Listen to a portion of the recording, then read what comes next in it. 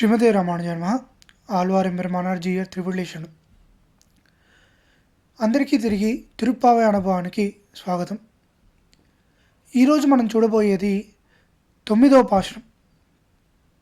దీని అవతారికను మనం గమనించినట్టయితే, కృష్ణుడు రాదలుచుకుంటే ఎటువంటి ప్రయత్నం తాను చేయకుండా కూడా తానే వస్తాడు, కృష్ణుడి దగ్గర తాను వెళ్ళాల్సిన అవసరం లేదు అనుకున్నటువంటి ఒక గోపిక యొక్క మేల్కొలుపును మనం చూడబోతున్నాం. మొదటిగా పాశ్రాన్ని అనుసంధించుకుందాం. தூமணி மாடத்துச் சுற்றும் விளக்கெரிய தூபம் கமலம் துயிலன மேல் கண் வளரும் மாமான் மகளே மணிக்கதவும் தாழ் திறவாய் மாமீர் அவளை எழுப்பீரோ உன் மகள்தான் ஊமையோ அன்றிச்ச விடோ அனந்தலோ ஏம பெருந்துயில் மந்திரப்பட்டாளோ மாமாயன் மாதவன் வைகுண்டன் என்றென்று నామం బలవం నవిండ్రేలో రెంబావాయ్.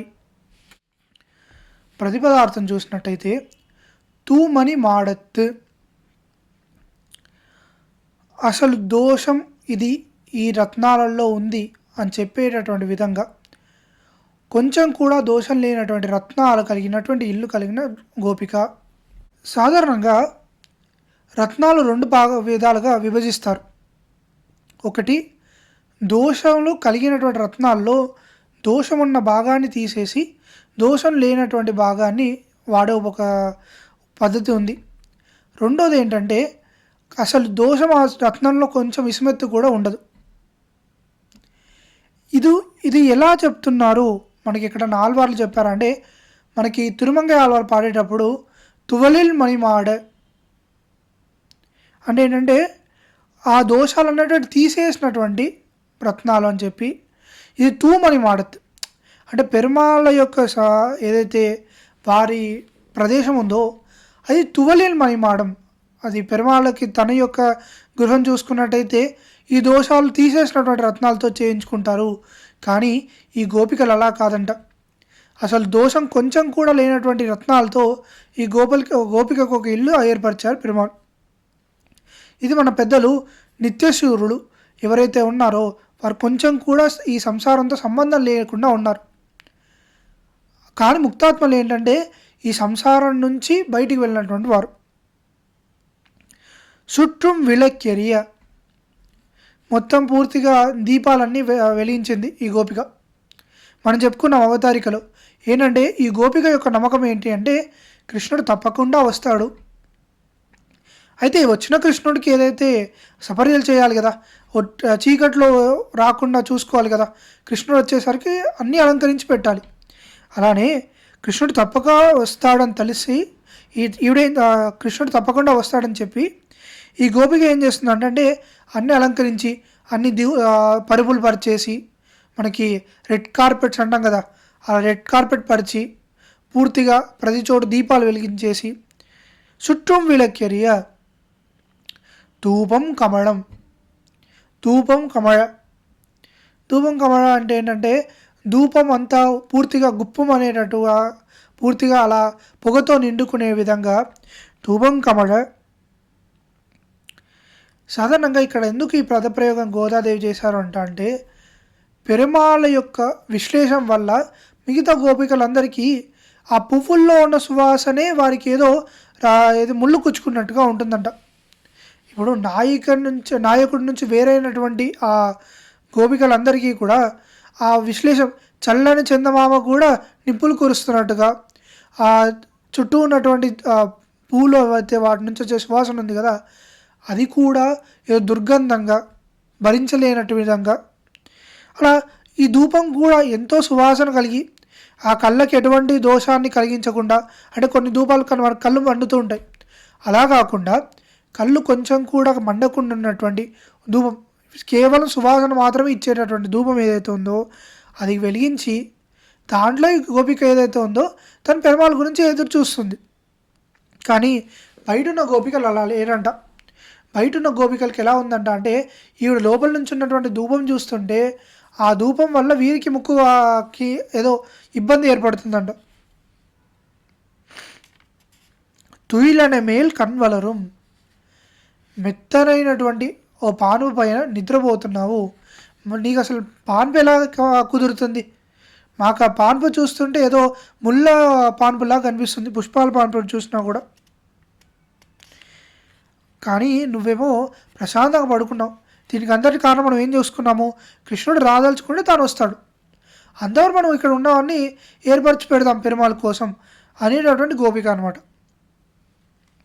మామాన్ మగళే అని అని చెప్పడం చేత ఏంటంటే, ఈ గోపికలకి కేవలం తను ఒక సకురాలుగానే కాకుండా, అంటే తన ఒక ఫ్రెండ్ లానే కాకుండా తనతో ఉన్నటువంటి శరీర సంబంధాన్ని కూడా చెప్తున్నారు.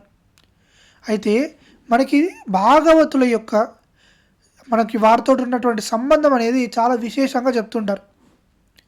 వారితో భాగవతులు అనే సంబంధంతో కన్నా ఇప్పుడు ఎంత మన యొక్క బుద్ధికి ఎలా ఉంటుందంట అంటే, ఈ భాగవతులు శ్రేష్ఠులు అనే విషయాన్ని మనము బుద్ధి ఏర్పరచుకున్నా కూడా కొన్నిసార్లు మన బంధువుల దగ్గరకు వచ్చేసరికి వారు ఇంకా ఎక్కువగా మనకి దగ్గర వారిగా అనిపిస్తుంటారు.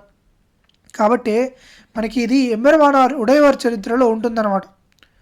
ఎంబెరుమానార్ ఎప్పుడైతే తన సన్యాస ధర్మాన్ని స్వీకరించారో, తన అక్క కొడుకైనటువంటి ముదలి ఆండాన్ సంబంధాన్ని నేను వదిలిపెట్టాను అని చెప్పారనమాట. ఎందుకంటే ముదలి ఆండ శ్రేష్టమైన భాగవతులు.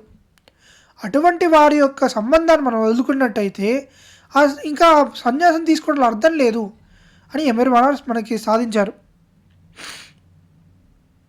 అలానే మనకి ఎప్పుడైతే శ్రీ వైష్ణవులు భాగవతులు అడియల్ నంపయ్యల్ అని చెప్పి అంటారో, వీరు నావారు, వీరితో నాకు సంబంధం ఉంది, వీరు నాకు కావాల్సిన వారు అని చెప్తారో, అప్పుడు పెరుమాళ్ కూడా తానే వచ్చి వైకుంఠాన్ని ఇస్తాడు, తన యొక్క అనుభవాన్ని ఇస్తారు, తన యొక్క అనుగ్రహం చేత వీరి సంబంధాన్ని అలానే ఉంచుతాడు అని చెప్పి మన పెద్దలు చెప్తుంటారు.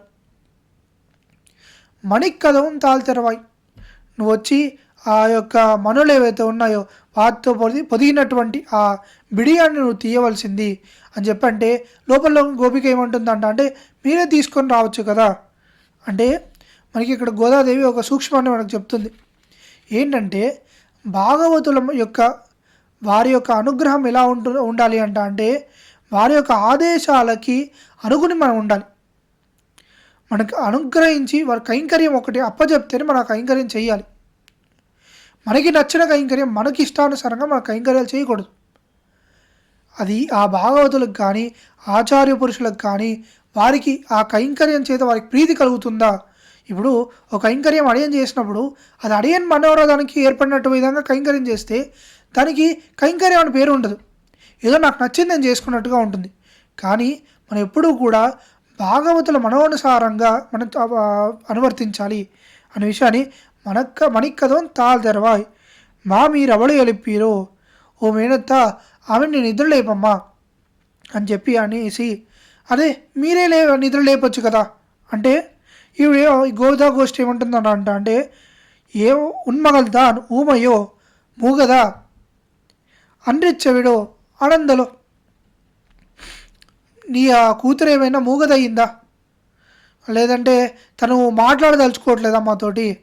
సరే మాట్లాడకపోతే మాట్లాడకపోయింది అన్ని చెవడం, మేము ఇంతగా అరుస్తున్నాం కదా, ఆ తలుపు తెరవచ్చు కదా, అది కూడా తెరవట్లేదేంటి అన్ని చెవడో ఆనందలో, కృష్ణానుభవం వల్ల శరీరం మొత్తంగా చచ్చుబడిపోయిందా, అసలు కదలలేకుండా ఉందా, ఏమప్పేరుంది మందిర పట్టాలో, దీని కృష్ణాను విశ్లేషణతో ఉన్నందున దీన్ని రక్షించడానికి ఏదైనా మంత్రం వేశారా, ఏమప్పేరుంది మందిర పట్టాలో మామాయన్ మాధవన్ వైగుండన్ రెండు.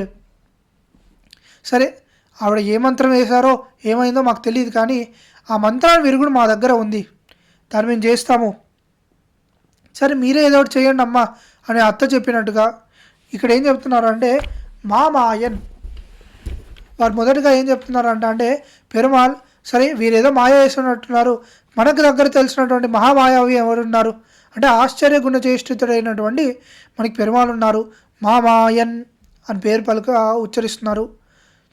సరే సరే ఆ మామాయన్కి ఒక గురుకులం లాంటిది ఉంది కదా, మాధవన్ శ్రీయప్పది అయిన సర్వేశ్వరుడు, ఆ శ్రీయప్పదిత్వం వల్ల ఈ మామాయన్ ఆ గుణాలన్నీ కూడా ఏదో గురుకులావాసం చేసి పొందిన విధంగా పిరాటి వద్ద నుంచి పొందుతున్నాడు కాబట్టి మాధవన్ వైగుందన్. ఇవన్నీ ప్రదర్శించడానికి ఒక తగినైన చోటు శ్రీయపదిత్వం. ఆ శ్రీయపదిత్వానికి తగినటువంటి చోటు ఏదైతే వైకుంఠ నికేతనుడు ఎవరైతే ఉన్నారో వైకుంఠం అనేటటువంటి విలక్షణమైన దేశం అని చెప్తున్నారు పెద్దలు.